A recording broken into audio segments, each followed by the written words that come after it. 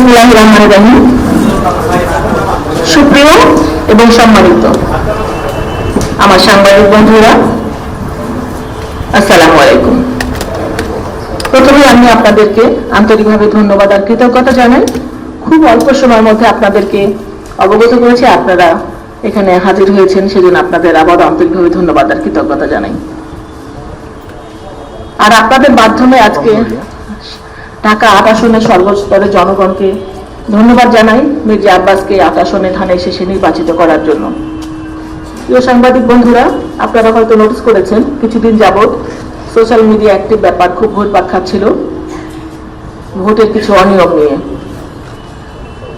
আমি সেই ব্যাপারটা নিয়ে কথা বলতে চাইনি কখনো, কিন্তু গতকালকে চ্যানেল আই বাংলাদেশ সংবাদপত্র প্রতিদিন নামে একটা প্রোগ্রাম হয়, এটা ঠিক 12টার সময়। সেখানে ইত্তেফাকের সম্মানিত সাংবাদিক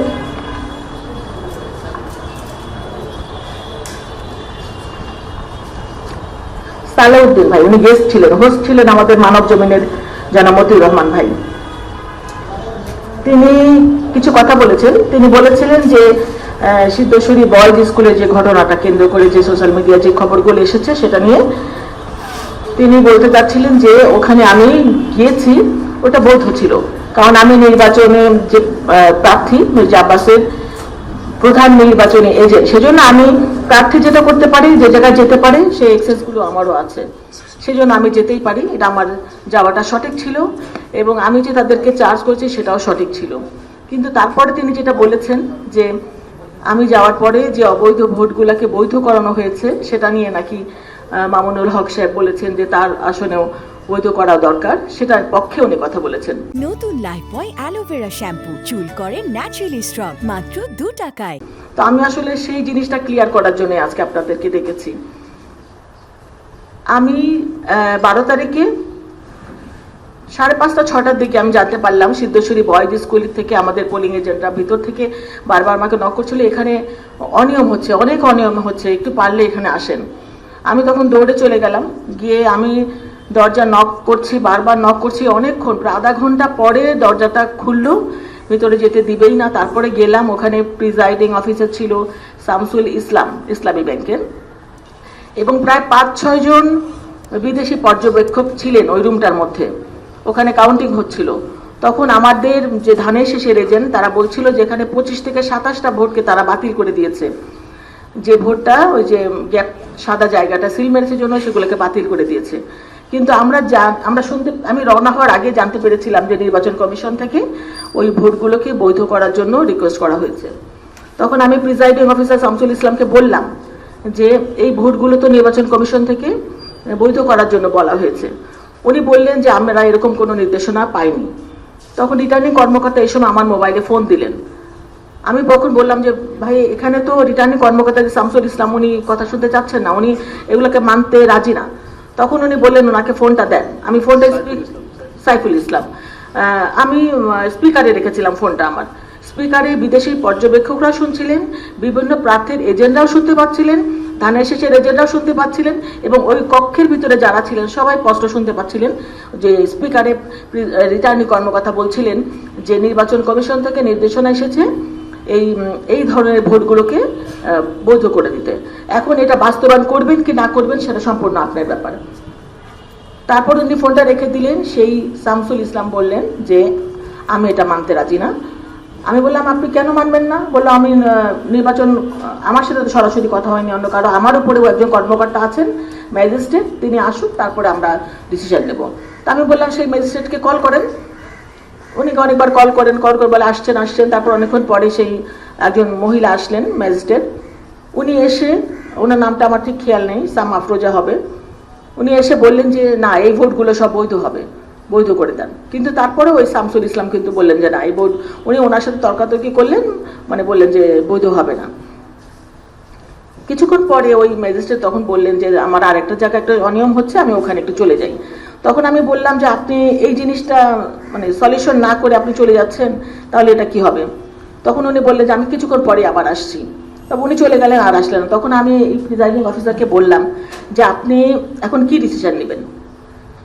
উনি বললেন যে না, আমি সব একদম সিএসি বা সচিবের সাথে কথা না বলে আমি কোনো কাজ করব না, মানে উনি কারো কথা শুনতে রাজি না।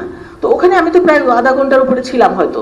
তখন আমাদের ছেলেপেলেরা যারা পোলিং এজেন্ট ছিল তারা বলছিল যে এখানে অনেক ভোটের ব্যবধানে আমরা এগিয়ে আছি, আর এই ভোটগুলো দিবে কি দেবে। উনি মানে আমার সাথে তর্কাতর্কি হচ্ছিল যে আমি বলছিলাম যে আপনি যেটা লিগ্যাল সেটা করেন, যেটা আপনাদের নির্দেশনা সেটা আপনারা মানেন। উনি মানবে না, যখন মানবে না আমি চলে এসেছি। ওখানে কিন্তু একটা ভোটও ওরা বৈধ করে নাই, 25 থেকে 27টা ভোট।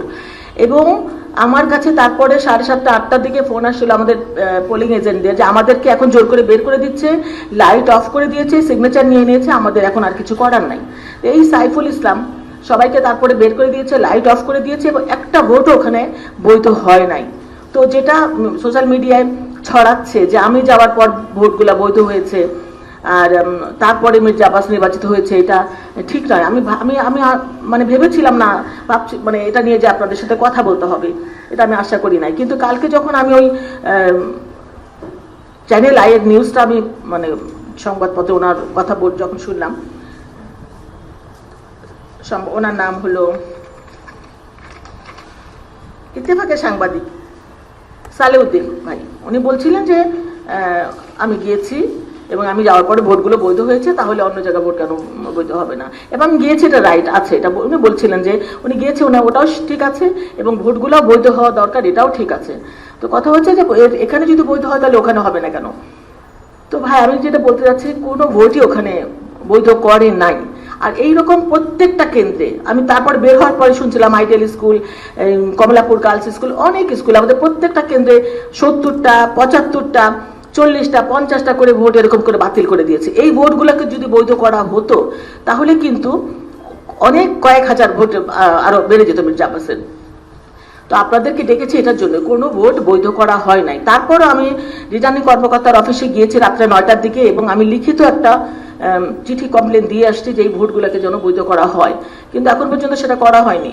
তো আমি তো সেটা নিয়ে কথা বলতে দরকার হবে এটা আমি ভাবি নাই, কিন্তু কালকে রাতে যখন এটা দেখলাম, এত বড় বড় সাংবাদিক যারা, আপনারা সাংবাদিকরা, আপনারা তো ভুল করতে পারেন না, আপনাদের উপরে দেশ জাতি তাকিয়ে আছে, আমরাও তাকিয়ে আছি, আমরা ভুল করবো আপনারা সেটা ধরে দিবেন। এখন আপনাদের ভুল যদি আমাদের ধরিয়ে দিতে হয় সেটা তো আমাদের জন্য অনেক খারাপ বা কষ্টের জায়গা।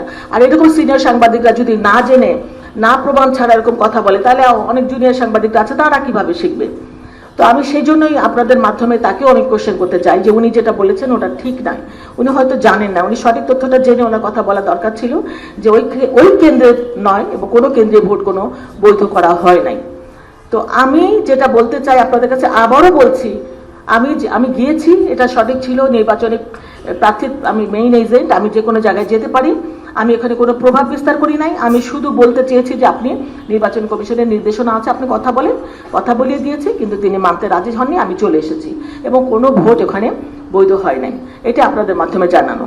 তো আমি এমন এমন জায়গায় সবে যে ইসলামী ব্যাংকের যে প্রিজাইডিং অফিসার দেওয়া হয়েছে, যারা যে না বলবে, না বলে নাটাও মানে লাউডলি বলার শক্তি নেই তাদের। তো তাদের এরকম মেরুদণ্ডহীন লোকগুলাকে তো কোনো প্রশাসন, কোনো ভালো জায়গা আসলে দেওয়া উচিত না। আমরা অন্যায় প্রতিবাদ করবো, ভোকালি করবো, আমরা দৃঢ় কণ্ঠে করবো, স্পষ্ট ভাষায় করবো যেটা অন্যায়, কিন্তু উনি যেটা করেছেন সেটা ঠিক করেন নাই। আর এই বড় বড় সাংবাদিকরা, আমিও বলবো আপনারাও একটু জেনে শুনে কথা বলবেন ইনশাল্লাহ। সবাই তো সমান হয় না, বড়দের দেখে ছোটরা শিখে। তা আমরা যদি, বড়রা যদি ভুল করে তাহলে ছোটরা কি শিখবে, এটাই আপনাদের কাছে বলার ছিল। যে আপনারা, আমি আশা করছি আপনাদের মাধ্যমে সারা বাংলাদেশ, দেশবাসী জাতি জানতে পারবে যে এই জিনিসটা আসলে হয়েছে। আমি যাওয়ার পর কোনো ভোট এখানে বৈধ হয় নাই, এবং আমি না যাওয়াতেও কোনো কেন্দ্রের কোনো ভোটই বৈধ করেনি। ওরা যদি করে সেটা ভালো, তাহলে অনেক ভোট বেড়ে যাবে, কিন্তু সেটা তো হয়নি। কিন্তু এইটা প্রচারটা চলছে যে আমি যাওয়ার পর ভোটটা বৈধ হয়ে গেছে, কোনো কিছু হয়নি এরকম। ধন্যবাদ আপনাদের সকলকে আন্তরিকভাবে, এবং এই কষ্ট দেওয়ার জন্য আমি আন্তরিকভাবে দুঃখ প্রকাশ করছি। আর আশা করছি আপনাদের মাধ্যমে দেশ এবং জাতি সত্যটা জানতে পারবে। ধন্যবাদ আপনাদের সবাইকে। আসসালামু আলাইকুম।